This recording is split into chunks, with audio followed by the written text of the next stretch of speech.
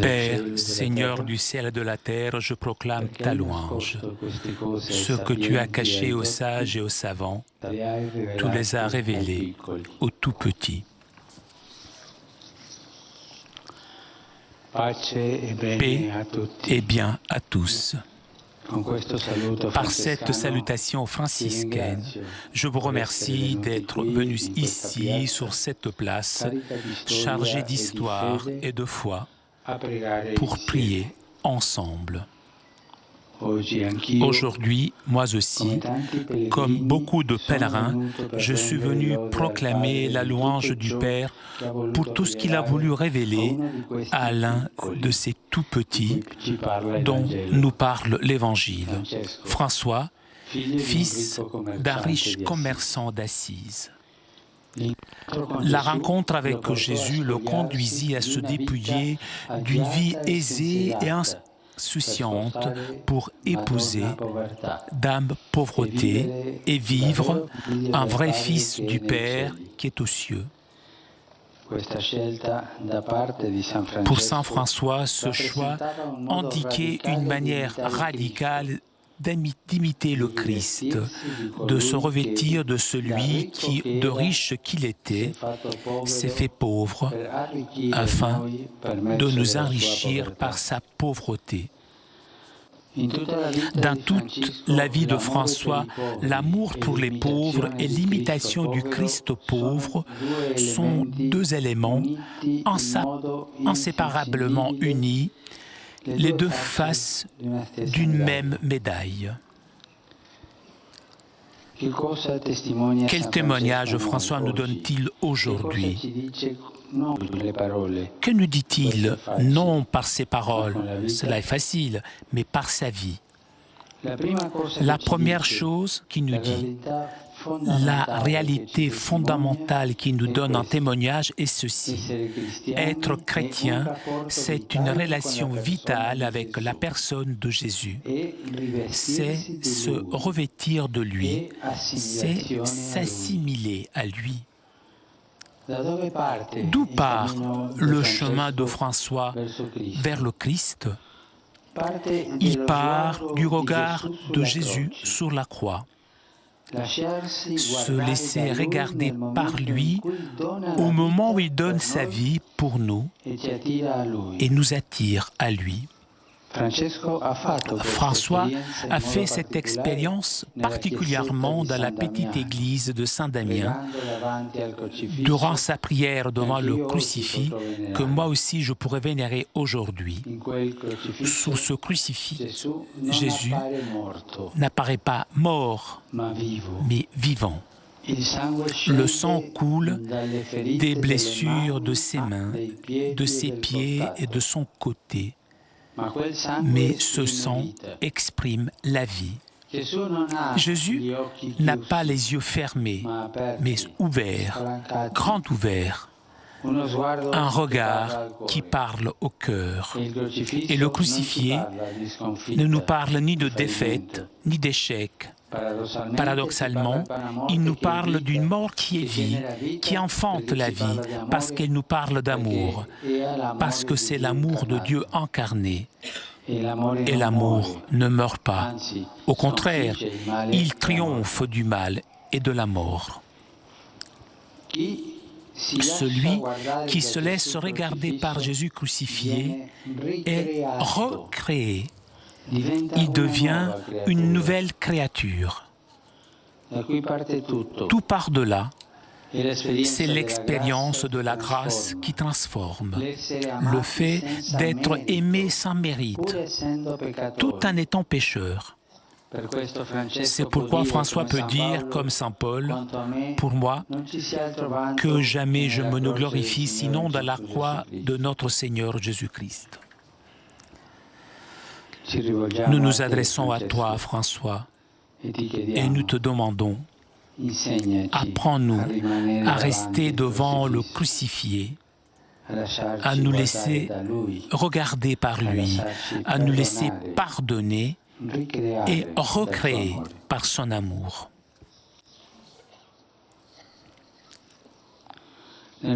Dans l'Évangile, nous avons écouté ces paroles.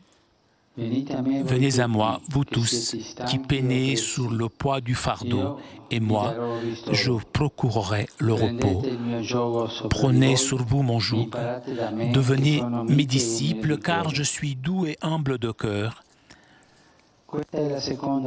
C'est la deuxième chose que François nous donne en témoignage. Celui qui suit le Christ reçoit la véritable paix, celle que lui seul, et non pas le monde, peut nous donner.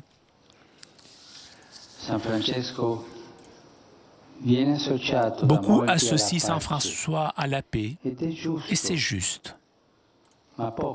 Mais peu vont en profondeur. Quelle est la paix que François a accueillie et vécue et qu'il nous transmet? Celle du Christ, passée par le plus grand amour, celui de la croix. C'est la paix que Jésus ressuscité donna aux disciples quand il apparut au milieu d'eux et dit: la paix franciscaine n'est pas un sentiment doucereux, s'il vous plaît. Ce Saint François n'existe pas.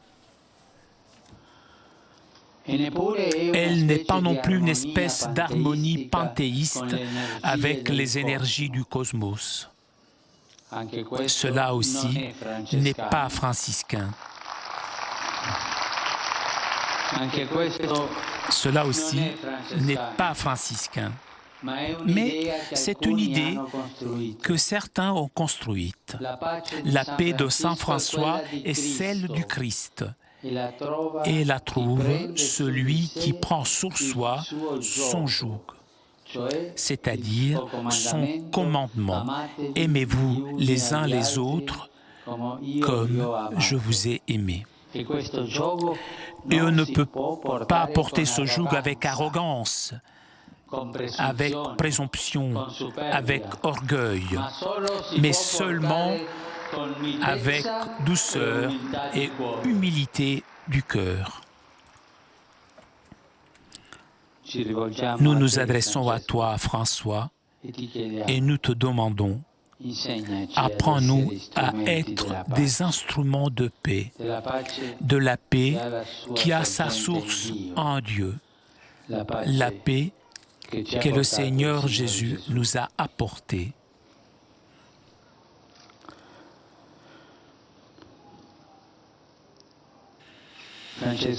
François commence le cantique comme ça: très haut, tout-puissant, bon Seigneur, loué sois-tu avec toutes tes créatures. L'amour pour toute la création, pour son harmonie. Le Saint d'Assise témoigne du respect pour tout ce que Dieu a créé et comme il l'a créé, sans expérimenter sous la création, pour le détruire, l'aider à grandir, à être encore plus beau et plus semblable à ce que Dieu a créé.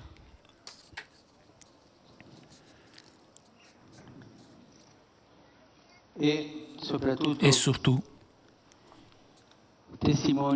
témoigne le respect pour tout et que l'homme est appelé à garder où l'homme est au centre de la création, à la place où Dieu, le Créateur, l'a placé, l'a voulu.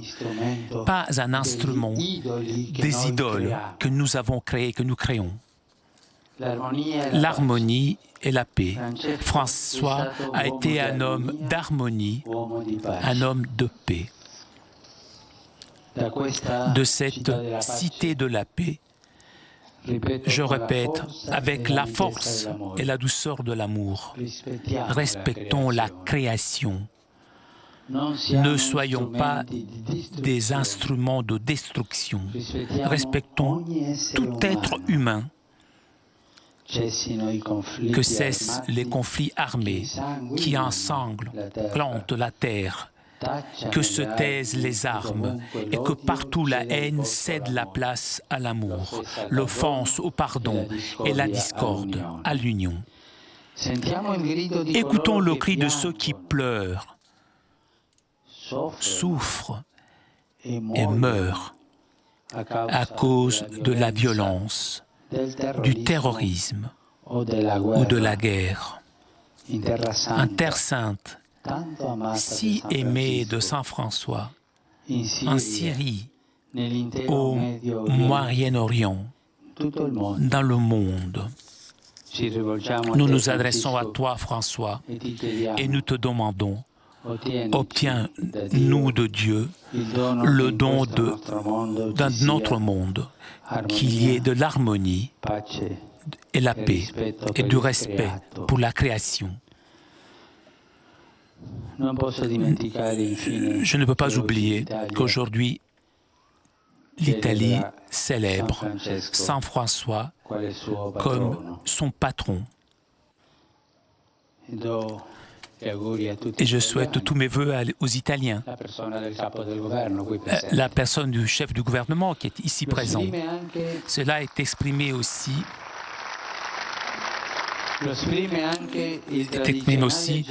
par le traditionnel geste d'offrande de l'huile pour la lampe votive qui revient cette année à la région de l'Ombrie.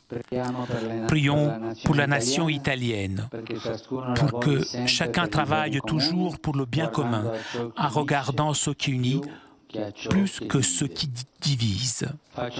Je fais mienne la prière de Saint François d'Assise, pour Assise, pour l'Italie, pour le monde.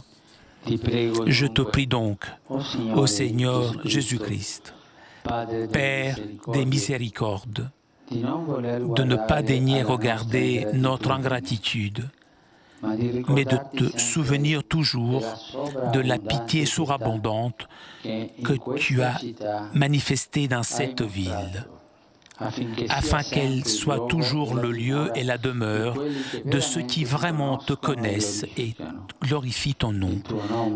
Ton nom béni est très glorieux dans les siècles des siècles.